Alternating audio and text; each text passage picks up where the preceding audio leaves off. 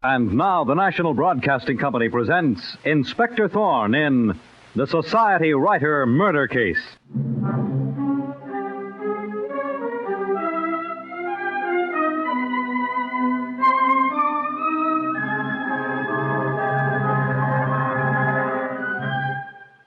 Tonight, the National Broadcasting Company presents the exploits of the spectacular young Inspector Thorne of the Homicide Bureau, whose investigations rank with many of the most celebrated ones in the annals of crime fiction. An investigator smart enough to claim he is dumb, and modest enough to believe it. Tonight, Inspector Thorne turns to the Society Writer Murder Case.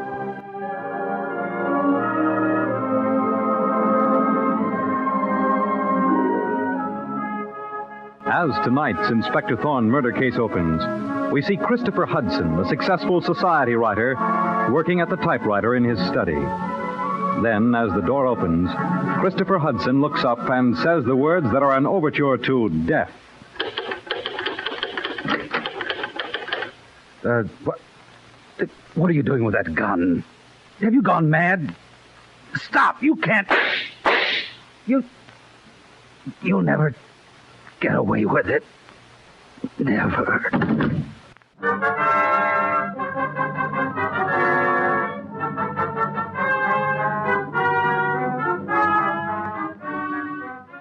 And a short time later, Inspector Thorne of Homicide and his assistant, Sergeant Muggan, are in the living room of the murdered Christopher Hudson's house.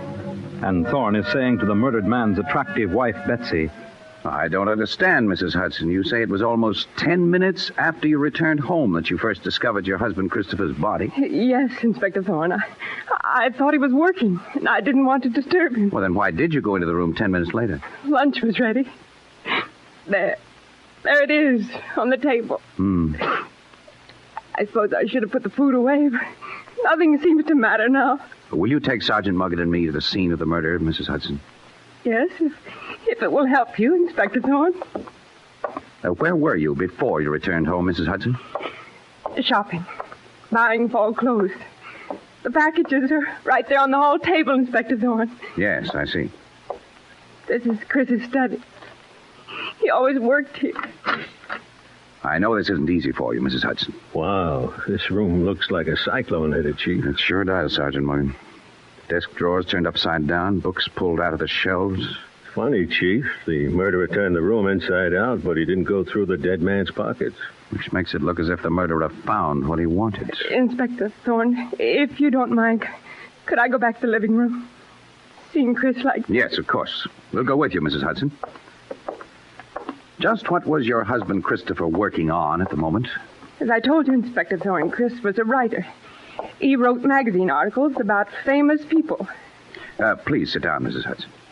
Thank you. If my memory serves me right, I think your husband was sometimes referred to as a society biographer. That's right. Since we've been married, Chris has been doing a great many articles about well-known society people for the Better magazine. You say since you've been married? Yes, Inspector Thorne. You see, that was the one way I could help my husband. Before I was married, my name was Betsy Binghamton. Binghamton? According to the society columns my wife reads, Chief, the Binghamtons got here before the Mayflower. I've heard of your family, Mrs. Hudson. Well, we no longer have any money. But I could introduce my husband to my friends. And that gave him a chance to write feature stories about people who had never before allowed themselves to be interviewed. By marrying you, your husband practically guaranteed his success, didn't he, Mrs. Hudson? That's not why he married me, Inspector Thorne. Chris and I were very much in love. At first, he absolutely refused to let me introduce him to any of the people who could help him. But I made him see how foolish that was. Your husband must have made a lot of enemies, writing things about people which they mightn't like to see in print. Chris never made any enemies. He wouldn't publish anything without the person's consent. Chris had only friends, Inspector Thorne. Friends don't usually murder a man, Mrs. Hudson. Whose biography was your husband Christopher working on right now? He just finished one of Janice Stewart. Janice Stewart? Mm-hmm. I wouldn't exactly call her someone who was hard to interview, Chief. She seems to live for the chance to make the headlines. Debutante plans to go over Niagara in a barrel. Society Deb wins speed race. Yeah, Sergeant Muggan is right, Mrs. Hudson. You couldn't exactly call a biography of Janice Stewart an exclusive interview. But she was news, big news. And she told Chris things she wouldn't tell just any ordinary writer. Well, that's interesting. Sergeant Muggen, would you send one of the boys over to pick up Janice Stewart? Tell her to bring her here right away. Okay, Inspector Thorne. Mrs. Hudson, Janice Stewart, besides being a highly publicized society girl, is also a very beautiful young woman. Yes, she is, Inspector Thorne. But if you're suggesting that I was jealous, you're wrong. My husband had been interviewing beautiful women long before we met, but he asked me to marry him. And I've never had any reason to be jealous. We didn't have to go after Janice Stewart, Chief. She came to us. That's Inspector Thorne of Homicide, Miss Stewart. Sit down, please, Miss Stewart. Oh, Betsy, dear. I heard about Chris's murder on the radio, and I thought maybe there was something I could do to help you. Why, thank you, Janice. That was very kind. Mrs. Hudson, I'd like to talk to Janice Stewart alone. Of course. I'll go up to my room if that's all right. No, just as long as you don't leave the house. Well, I really don't see what we have to talk about, Inspector Thorne. Christopher Hudson had just finished a feature story on you, Janice. That's right. Me and a couple thousand other people. Christopher Hudson worked very closely with the people he was writing about. Oh, he kept on interviewing me for weeks. I was pretty sick of him, believe me. Well, if you felt that way about it, why didn't you stop the interviews? It seemed a shame after he'd put in all that work. Oh. You're not usually noted for your consideration of people, Janice Stewart. Some of your past escapades have been mighty high-handed. I promised Roger and Victoria I'd be nice to him. Be nice to him? Now, don't start looking for meanings that don't exist, Inspector Thorne. Roger and Victoria seemed to think a lot of Christopher Hudson, and they felt it would help his career if I gave him some inside stuff about myself to write up. Well, just who are Roger and Victoria? Roger and Victoria Blake. You know, she inherited a couple of million, and he's what they call a leader of industry. And the Blakes introduced you to Christopher Hudson? Yes. They're good friends of Chris's wife, Betsy. I see. I never knew her myself until Chris started interviewing me. And yet you came right here when you heard about Christopher Hudson's murder. You came here, you say, to offer his wife, Betsy, your help. That's right. It seemed the least I could do. Now, unless the newspapers have been maligning you badly, Janice, a kind offer like that isn't very much in keeping with your usual actions. Look, Inspector Thorne, I've told you all I know. And if you don't want to believe me, that's your business. I'm glad you realize that, Janice. Knowing the whole truth about every suspect in a murder case is my business. Oh, so now I'm a suspect. Well, have it your way. You're very composed about it, Janice. Oh, I've had little run-ins with the police before. My guardian, Jeffrey Drew, usually straightens it out. Nobody can straighten out a murder charge. Well, unless you're going to charge me with murder right now, I think I'll run along, Inspector Thorne. I have a date for cocktails. There's one more thing. I'd like to see a copy of that feature article Christopher Hudson wrote about you, Janice. Well, there must be some copies around. When is it being published? Oh, it isn't. That is, I don't think he made any arrangements. Well, that'd be rather unusual. In any case, he must have given you a copy. I should imagine you want to check it over. He did, but I don't know where it is now. I really wasn't terribly interested. Well, I suggest you look around for your copy of the biography, Janice. Oh, of course I will. Goodbye, Inspector Thorne. There goes a very worried young woman, Sergeant Muggen. She calmed down awful fast when you asked her for the biography Hudson wrote about her. That's why I want the boys to make a very thorough search of this house for a copy of that biography. Meanwhile, Muggen, you and I are going to pay a call on the people who recommended Christopher Hudson to Janice Stewart. A call on Roger and Victoria Blake.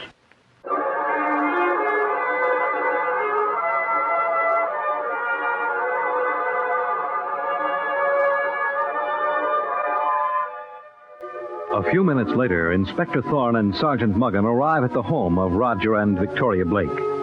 As they walk up to the front door, they hear angry voices coming from a window overlooking the garden path. And Inspector Thorne says, Sergeant Muggen, do you hear those voices? Couldn't miss them. Should I ring the bell? No, I think we'll just walk up closer to that window first, the one the voices seem to be coming from. Careful, Muggen. We don't want them to hear us. That's no excuse, Roger Blake. You may be a leader of industry, but it's my money you're spending. Victoria, please. I'm warning you, Roger Blake. If you keep on throwing away money the way you've been doing, I'll ruin you. I'll leave you without a cent. Victoria, come back. I'll be in my room, Roger, when you decide to tell me the truth about how you've been spending my money. Let's go, Muggen. I want to find out more about the quick-tempered Blakes.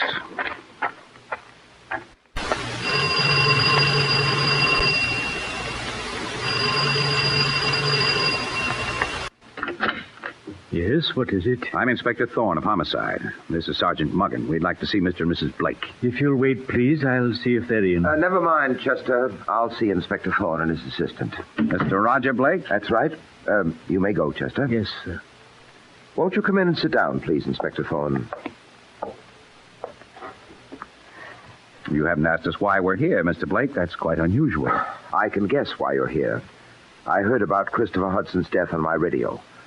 I'll be happy to give you any assistance I can. Well, how well did you know Christopher Hudson? I've known his wife, Betsy, all my life. I became well acquainted with Chris after he did a feature story on me and my wife, Victoria. Chris and I spent a great deal of time together. And you liked the murdered man, Mr. Blake? Oh, very much. Chris was a fine fellow. Intelligent, keen, very entertaining. Where were you this morning, Mr. Blake, between 11 and 12? That's easy. I was out driving with my wife. That's a lie, Roger, and you know it. Victoria, what are you saying? Oh, excuse me. This is Inspector Thorne of Homicide. I know, the butler told me. I'm sorry to barge in on you so unceremoniously. I'm glad you did, Mrs. Blake. So, you say your husband Roger was not with you when the murder occurred? That's right, Inspector Thorne. We did go out driving this morning, but around 11 o'clock, Roger left me at my dressmaker's and didn't return for at least an hour. Victoria, how can you say that? This is a murder case. That's exactly why I am saying it, Roger. Murder is too serious to trifle with the truth. You're a very intelligent woman, Mrs. Blake. And that's why I have something else to tell you, Inspector Thorne. I heard what my husband was saying about Christopher Hudson, and there wasn't a word of truth in that either. Victoria. What do you mean, Mrs. Blake? Christopher Hudson was not a fine fellow. He was a strange, eccentric man with no talent, no charm at all. He was given to violent outbursts about the strangest things. Inspector Thorne, my wife is inclined to judge people too harshly. What would you think, Inspector Thorne, of a man who sits down to dine with you and throws the butter dish to the floor? Throws it deliberately? Very deliberately. You see, among other things, Christopher Hudson didn't like butter, and so he considered it a personal insult for anyone to put butter on the table before him. Is this true, Mr. Blake? Yes, it's true, but none of us is perfect. He was a writer, and you know how writers are. He may have called himself a writer, but he never proved it to me. Didn't you like the article he wrote about you and your husband? It's hard to say, since I never saw it. Oh, it was never published, Mr. Blake? No, it wasn't published, Inspector Thorne. In fact, if I hadn't seen Christopher hand a copy of the article to Roger, I'd be convinced it was never even written. Chris wasn't satisfied with what he'd done, Inspector Thorne. He was going to write it over again. Well, may I have the copy he gave you, Mr. Blake? I don't have it anymore. I threw it away. This is beginning to sound familiar, isn't it, Chief? Very familiar, Sergeant Muggen. Janice Stewart also claims to have mislaid the copy of the feature article Christopher Hudson wrote about her, Mr. Blake. Speaking of Janice Stewart reminds me of something, Inspector Thorne. Yes? Excuse me, madame. This registered letter just came for you. Thank you, Chester. You may go now. Oh, will you excuse me, Inspector Thorne? I can't imagine who would send me a registered letter. If you don't mind. What is it, Mrs. Blake? What's wrong? It's nothing. Nothing at all. There was something in that letter that gave you a very bad shock, Mrs. Blake. It's bad news about my sister. If you'll excuse me, Inspector Thorne, I don't feel at all well. I think maybe you'd better stay a while, Mrs. Blake. No, Sergeant Muggen. We wouldn't want to intrude upon Mrs. Blake at a time like this. But, Chief... Thank you both for your cooperation. I'll be at my office if you recall anything further that might have bearing on the murder of Christopher Hudson. Come along, Sergeant Muggen.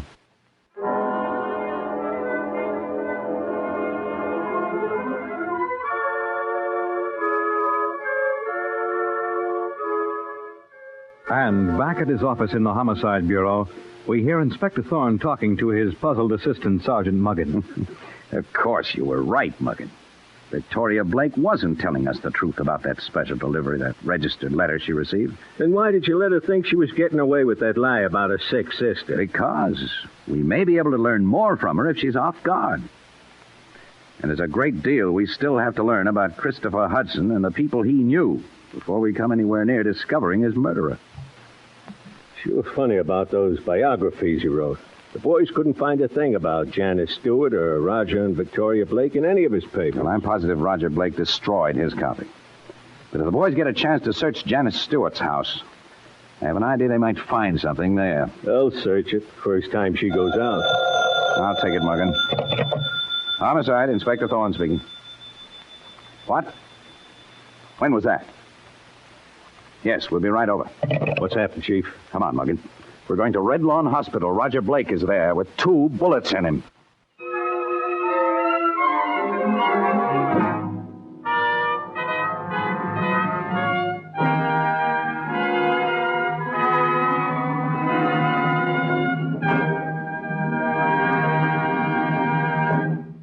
Inspector Thorne in the Society Writer murder case will return in just a moment. Now, back to Inspector Thorne and the Society Writer murder case.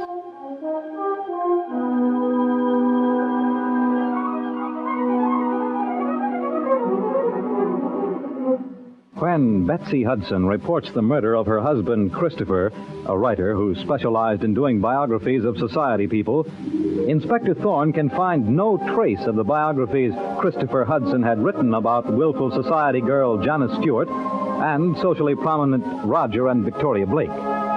Then, a call comes in to Inspector Thorne's office that someone has attempted to murder Roger Blake. And now we find Inspector Thorne at Red Lawn Hospital, speaking to Roger's wife, Victoria.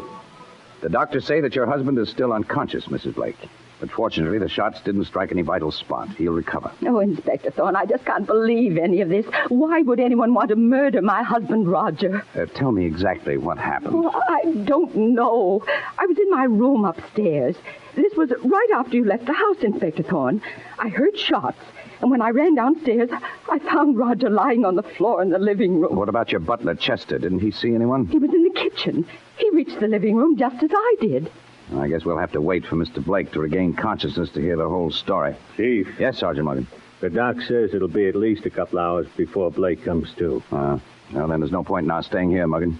Unless you have something further to add, Mrs. Blake. There is something. Something I started to tell you earlier about Janice Stewart. Yes? A few weeks ago, I was driving out on the island, and I saw Janice Stewart and Christopher Hudson walking into a little out-of-the-way restaurant. The willful young debutante Janice told me she had only a business-like relationship with a murdered man. That isn't all I saw, Inspector Thorne. Following right behind them in her car was Christopher Hudson's wife, Betsy. The wife who said she was never jealous. Sergeant Morgan, go back to the office and rush the boys on those reports. I think it's time I paid another visit to the murdered man's wife, Betsy Hudson.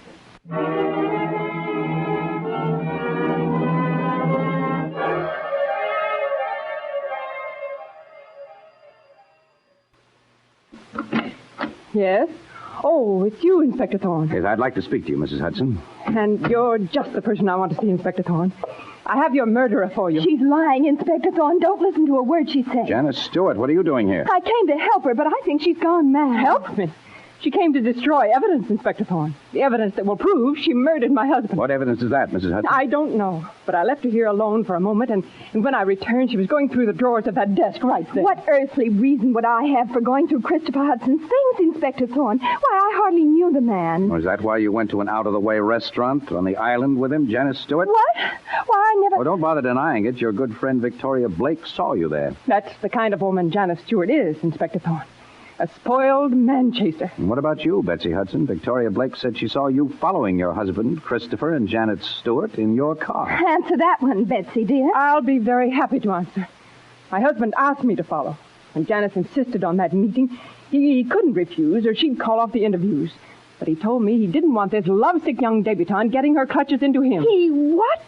Of all the hypocritical liars, well... Yes, Janice? Nothing.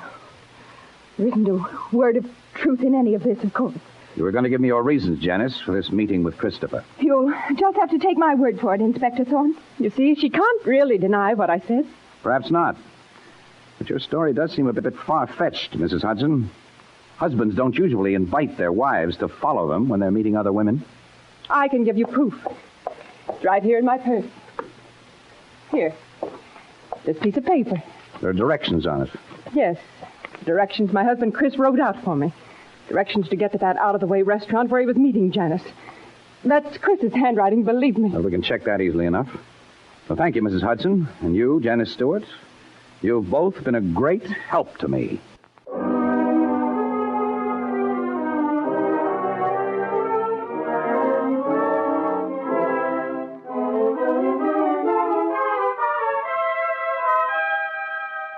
short time later, we see Inspector Thorne entering his office at the Homicide Bureau. And we hear him say to Sergeant Muggin, What about those reports on our suspects, Muggin? Here's something big, Chief. Yeah? The biography that the murdered man Christopher Hudson wrote about debutante Janice Stewart. Good work, Muggin. They finally got into her apartment. The boys say she had this biography hidden so good they almost missed it. Anything in it, Chief? Not so far, Muggin. Seems pretty ordinary. Born with a silver spoon, went to best schools, had the biggest coming-out party in society's history. Everybody knows that about Janice Stewart. It's been in the papers a million times. But here's something that was never in the papers, Muggin. What's that, Chief? The answer to the mystery of Christopher Hudson and to the person who murdered him. Muggin, I want Victoria Blake, Janice Stewart, and the murdered man's wife, Betsy Hudson, brought to the hospital where Roger Blake is immediately. We're going to wind up this case right now.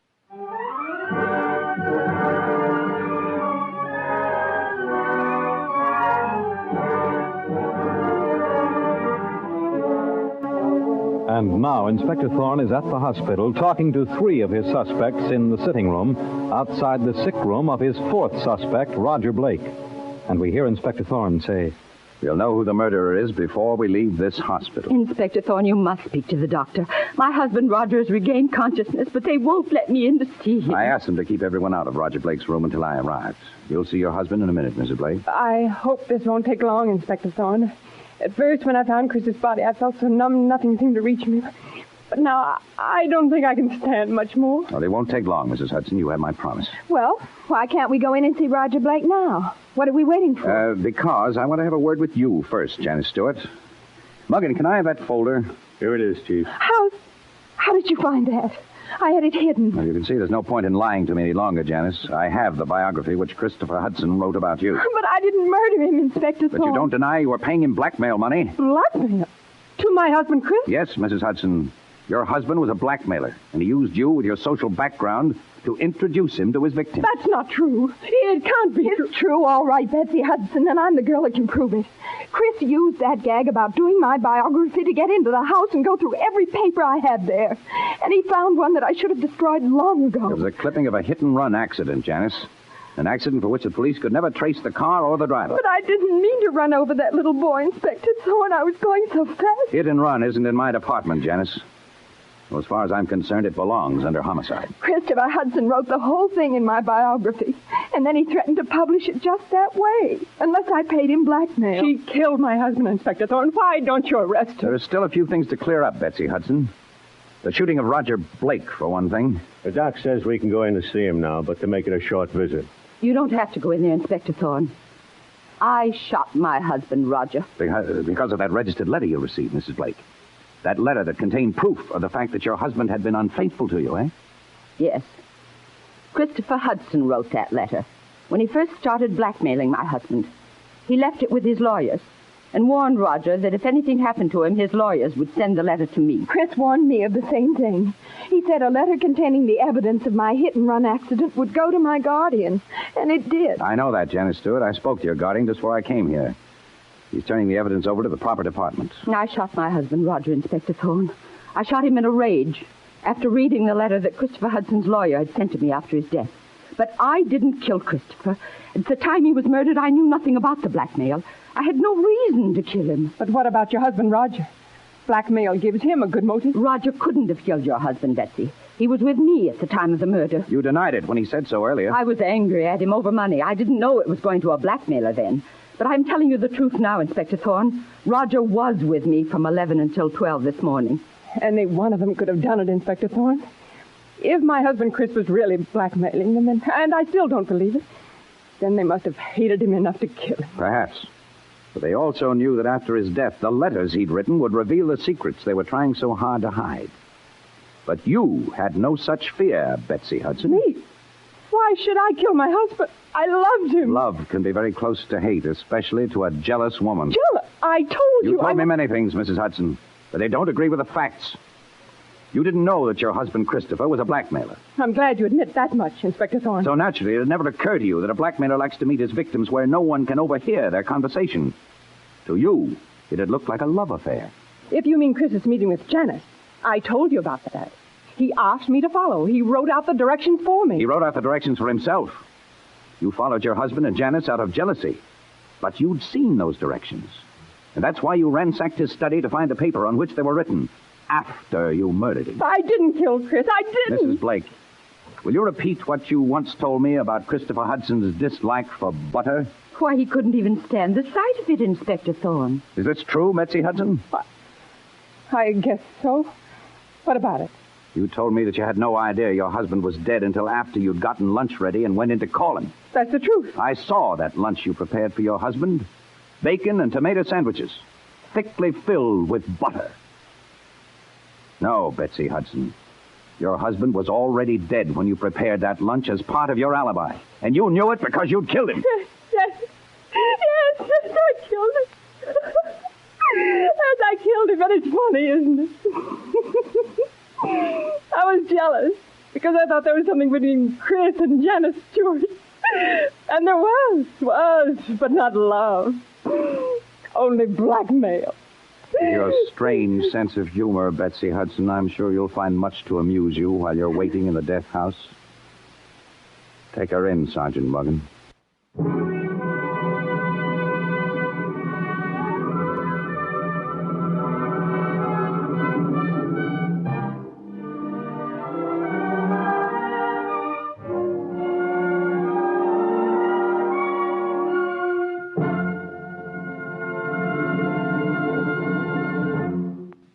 And so ends the Society Writer murder case. The part of Inspector Thorne is played by Staats Cotsworth. Direction by Edward Slattery. The script was written by Geraldine Merkin, based on the original story by Frank and Ann Hummert, and was brought to you by the National Broadcasting Company. This is Fred Collins speaking.